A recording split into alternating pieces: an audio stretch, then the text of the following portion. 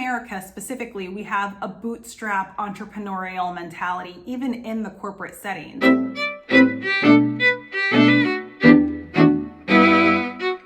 Hi everyone, it is Tina with Picture It Personal Finance. I am a financial coach that helps professionals and small business owners get their money life in order so that they can do work that is truly meaningful to them and no longer be on that rat race hamster wheel. Today, I want to talk about a concept that has been in the news recently, and it's called quiet quitting.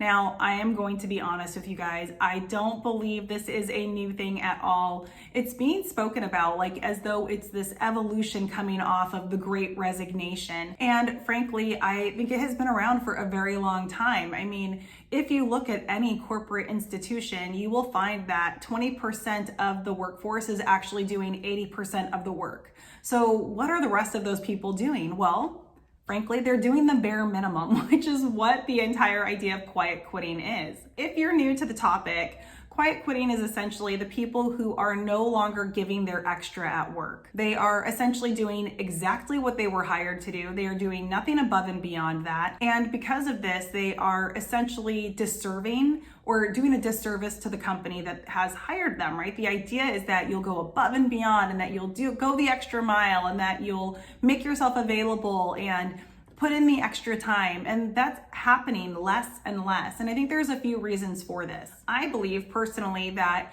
if you are wanting to get ahead in life, this is not the way to go, right? This is where you are going to hamper yourself. In America specifically, we have a bootstrap entrepreneurial mentality, even in the corporate settings. And I have a video on this that I'll link for you guys, but it's called Building an Entrepreneurial Gap. That's what the other video was called. And the idea is that you will get ahead by making it proven that you can do the next job, right? So if you were hired to do job A, but you want job B and you want to be promoted to job B, you have to essentially start doing some, if not all of what job B entails before you'll be given that job, which isn't really the way that you wouldn't think it works like this. Like you would think like, I'm gonna do job A, and when I get promoted to job B, they'll train me and then I'll do job B, but I have to show that I have the aptitude. But what happens very frequently is that people in corporate settings say, I want evidence that you can do job B first, and then I will hire you into that position, and then I'll train you further so that you can blossom in that role. Well, what's happening is that people are like, no, this is baloney.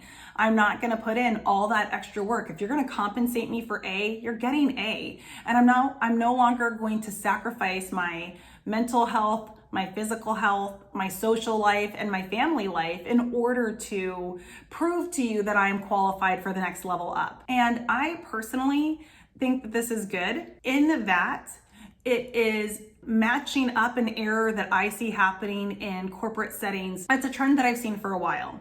And I'll use an example from the company I used to work for. So before I left, there was a new CEO that was hired. And one of the things that was previously part of our corporate culture was this idea that we're all team members. There was a much more community feel within the office. And there was also a sense of like really going to bat for one another and having this like all hands on deck. Like we had a familial feeling to the department that I worked in. And this new CEO, he came in and he essentially was like, I want to do away with the language of team members. I feel it's cultish. Literally, he said this.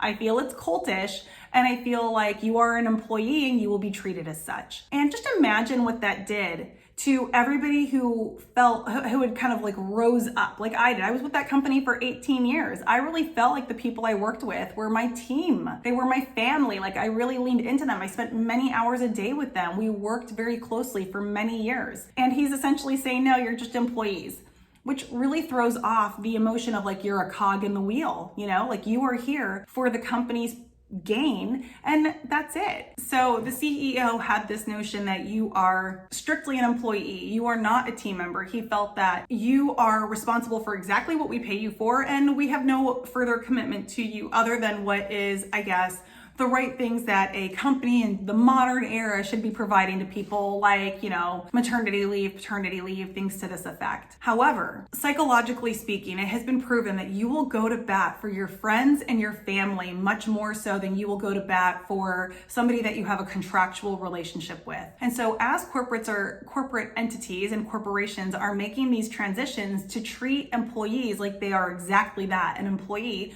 well, now those things that previously lent themselves to wanting to produce an entrepreneurial gap, that going the extra mile, the making yourself available, the sacrificing personal time for the corporate institution. When you go into a contractual relationship, that dies. If you no longer want to treat people like family, if you no longer want to acknowledge their birthdays, if you no longer want to permit people to have that experience of friends at work to the degree that I think used to be much more popularized in corporate settings, you are going to now hamper people from wanting to deliver that extra oomph that they now call the opposite of quiet quitting, right? So people are quiet quitting because of this big mistake that corporations have made. And also, because we are social creatures, we want to be able to have that sort of experience of having this collaborative feeling of working together as a whole for a greater good in a tight-knit community. Because we are social creatures and we desire that, like take away all of the added benefits that go with that. So I guess what I'm also building up to is this idea that when you look at the people who previously quiet quit, they were the ones that weren't too interested in having those additional rapports. They were probably the ones that never went out for the extra happy hours. They were probably the ones that didn't stick around for the holiday party. They were probably the ones that just kind of like clocked in, clocked out, and they were done for the day. Well, if you take away all the social elements, you've essentially put everybody at that level. And then you add to that the idea that many people fall into their careers, right? When you're young and you're just starting out, I would say very few people, probably less than 10% of the people actually know in high school and in college 100% this is what they want to do for the rest of their life, and they lean into it very hard. The vast majority of us kind of just stumble into careers looking for a way to make money or looking for stability. Or maybe we did think that we wanted to do it, and then after we're in it for a while, we realize this is not at all what I thought it was going to be. And so now those people are also starting to lean out because of these changes in the corporate setting. So maybe you already knew you didn't like that job so well, but because you love the people you work with. I mean, that's the story of me, to be honest. I was super over my work for a good long time, probably a solid 8 years before I actually left. And a big part of me feeling guilt about leaving, even when I was financially prepared to leave, was because I loved my team so much. I had such a great relationship with my boss. I had such great relationships with my direct reports and my peers. I felt tremendous guilt over leaving. But if that's no longer embraced in a corporate setting, then a lot of people aren't going to have that guilt anymore. They're going to be like, you know what? I got better things to do with my time. And now more than ever, it is easy to start an online business. It is easy to bring your expertise to the masses and build your own side hustle, build your own business, or even build your own empire. So this is a huge mistake that corporations have made, but it's to your benefit. Because now that you are establishing really clear boundaries on what you are willing to do for your corporate environment, you are freeing up that excess time to improve your health physically, improve your health mentally, have better relationships like parental relationships with your children or social relationships with your friends. And you're freeing up time to really lean into online entrepreneurism.